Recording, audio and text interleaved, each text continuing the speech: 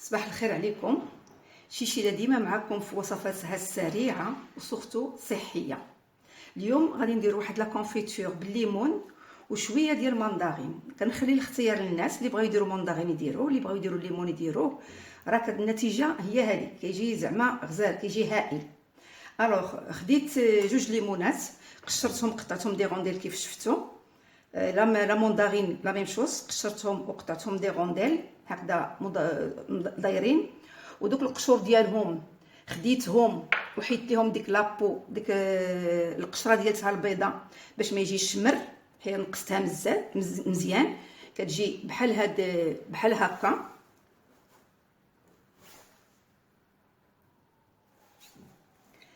اللي بغاها طويله راه كيخليها طويله، اللي بغاها يديرها على النص يديرها على النص، اولا اللي ما كيبغيش يبان كاع نهائيا القشور ديال الليمون. انا حيت كيعجبني بحال هكا دي لاميل صغيورين، اللي ما بغاش بحال هكا يحكهم في الحكاكه الغليظه، راه كيجيو حتى هما مزيانين.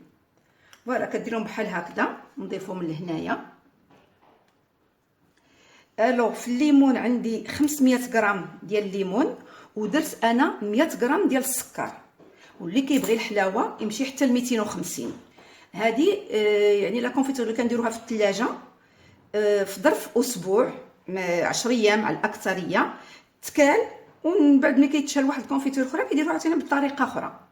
وكندير معها واحد المعلقه ديال سكنجبير اللي محكوك حتى هو، قريصه ديال الملح ضروريه مع الحلاوه، ومعلقه ديال السكر ديال الحامض. الو هنا كنجي الكوكوط ديالتي العجيبه اللي كنقول لكم دائما، كندير فيها هاد الليمون، كنلوح فيها هاد القشور ديال الليمون وديال الموندارين. كندير هاد المعلقه ديال الحامض، نرمي فيها هاد قريصه ديال الملح وهاد السكنجبير والسكر.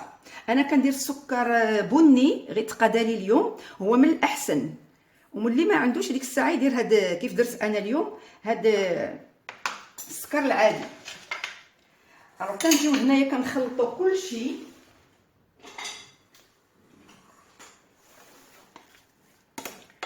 كلشي كنخلطوه، كيجي بالنسبه ديال الليمون والسكنجبير كيجي هائل. راه هنا كنطيب انا في هاد الكوكوط ديالي بلا ما، حيت سيتي كوكوط سبيسيال العجيبه، انا كنعيط ليها. وكنطيبها في ظرف 5 دقائق.